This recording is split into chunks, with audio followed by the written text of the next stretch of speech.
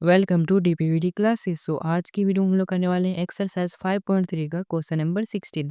तो सबसे पहले क्वेश्चन नंबर 16 को पढ़ते हैं। देखो इसमें क्या गिवन है।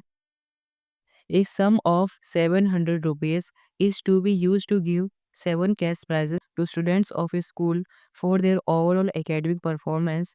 If each prize is 20 rupees less than its preceding price, find the value of each of the prizes. तो बच्चों देखो इसमें क्या बोला गया है कि जैसे मान लो एक कोई स्कूल है, ठीक है।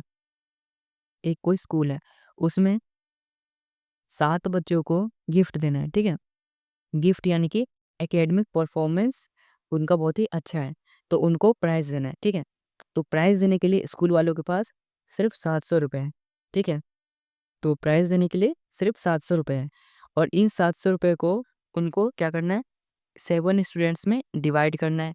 तो उन्होंने क्या रूल निकाला कि जो पहले बच्चे को प्राइज़ देंगे, मान लो उन्होंने एक्स प्राइज़ दिया पहले को, तो जो इसके बाद वाले बच्चों को देंगे ना, सेकंड प्राइज़ सेकंड वाले बच्चे को, उसमें से 20 घटा देंगे। इसमें जो भी आएगा उसमें से 20 घटा देंगे। जो स्कूल वालों ने इनको प्राइज़ दे दिया उसमें से फिर से 20 घटा देंगे। यानी कि सब में से 20-20, 20-20 रुपए कम करते-करते देते जाएँगे सबको, ठीक है? यानी कि पहले बच्चे को जो भी पैसा मिला उसमें से 20 घटा दो, फिर दूसरे बच्चे को जो पैसा मिला उसमें से 20 घटा दो, फिर तीसरे को जो मिला उसमें से 20 घटा दो। इस तरीके से वो सभी को एकेडमिक परफॉर्मेंस का प्राइज़ दे रहे हैं, ठीक है? 700 रुपए में ही। तो सबसे पहले इसका सॉल्यूशन करते हैं। सॉल्यूशन में हमें तो पता नहीं पहले बच्चों को कितना प्राइज़ मिलेगा जो हम उसमें से घटा लें 20, है ना?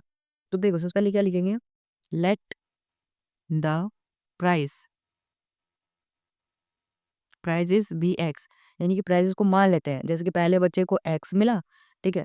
फिर दूसरे को क्या मिलेगा, एक्स माइनस 20, है ना। पहले बच्चे में से 20 रुपए कम करके ही तो देंगे ना।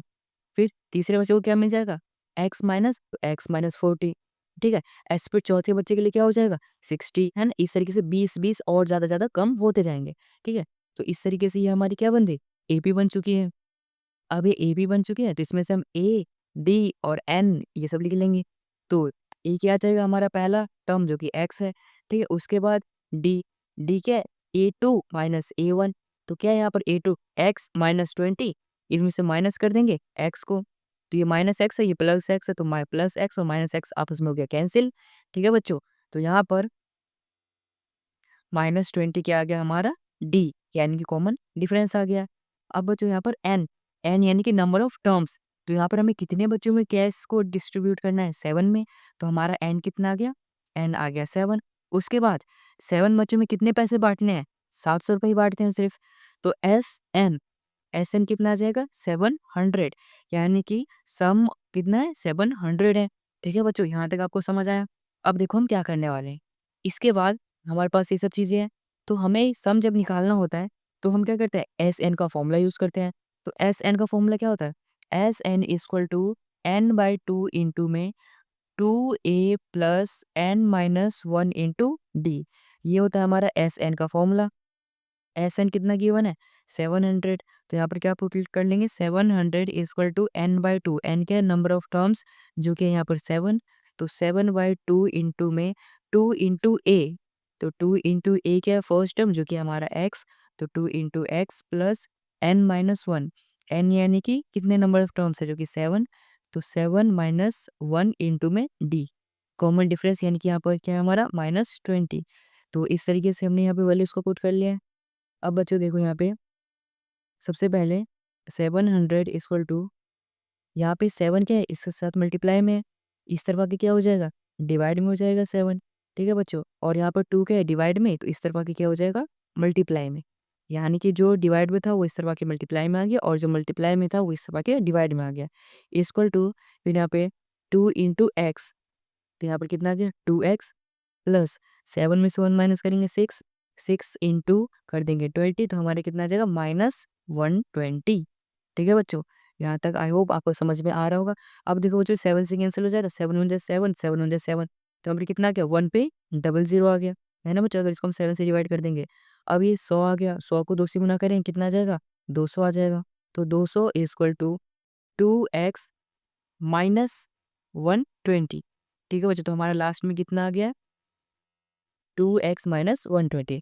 अब बच्चों देखो इसके बाद क्या कर सकते हैं हम, यहाँ पे 2x की वैल्यू निकाल लेंगे, तो ये 120 अब माइनस में इस तरफ आके क्या हो जाएगा, प्लस में आ जाएगा। तो 200 में 120 ऐड कर देंगे तो हमारा कितना आ जाएगा, 320। तो यहाँ से अगर हम x की वैल्यू निकालेंगे तो यहाँ पे 2 क्या मल्टीप्लाई में, इस तरफ जाके क्या हो जाएगा, डिवाइड में। तो 320/2, 2 से कट करेंगे तो ये 16 टाइम पे कैंसिल हो जाएगा। यानी कि x की वैल्यू हमारी कितनी आ जाएगी, 160, यानी कि 160। तो यानी कि हमारी x की वैल्यू कितनी आ गई, 160 आ गई। यानी कि पहले बच्चे को 700 में से 160 रुपए दिया गया है कैश प्राइस में। ठीक है बच्चों? तो हमने x निकाल लिया। अब हम सभी बच्चों का प्राइस यहाँ पे लिख लेते हैं। देखो, जो यहाँ पर फर्स्ट बच्चा आया था यानी कि फर्स्ट प्राइज़ वाला, उसको कितने रुपए मिले हैं? 160 रुपए। ठीक है? अब जो हमारा सेकंड बच्चा था, उसका क्या था? इसमें से 20 रुपए घटा दो, तो इसमें से 20 रुपए घटा देंगे कितना आ जाएगा? 140। उसके बाद जो थर्ड बच्चा था, उसको कितना हो जाएगा? 140 में से फिर से 20 घटा दो, तो कितना आ जाएगा? 120। फिर जो हमारा फोर्थ बच्चा था, फोर्थ स्टूडेंट, ठीक है? 120 में से 20 घटा देंगे तो उसको कितना मिल जाएगा? 100 rupees as a cash price. उसके बाद फिफ्थ, जो फिफ्थ बच्चा था, उसको 100 में से 20 घटा देंगे तो 80 आ गया। उसके बाद जो सिक्स्थ स्टूडेंट था, उसको 80 में से 20 घटा देंगे तो 60 आ गया। ठीक है बच्चों? और जो सेवंथ स्टूडेंट था, उसको मिला है कैश प्राइस 60 में से 20 को घटा के 40 रुपीज़। ठीक है बच्चों? तो इस तरीके से जितने बच्चों को जो भी प्राइज़ मिलना था वो हमने कर लिया है कैलकुलेट। आई होप आपको समझ में आया होगा कि हमने कैसे 5.3 का क्वेश्चन नंबर 16 कर लिया है कंप्लीट। आई होप आपको ये क्वेश्चन आया होगा बिल्कुल अच्छे से समझ में। आया तो इस वीडियो को लाइक कर देना, चैनल को सब्सक्राइब कर देना और इस वीडियो को अपने दोस्तों के साथ भी ज़रूर शेयर कर देना। And thanks for watching this video.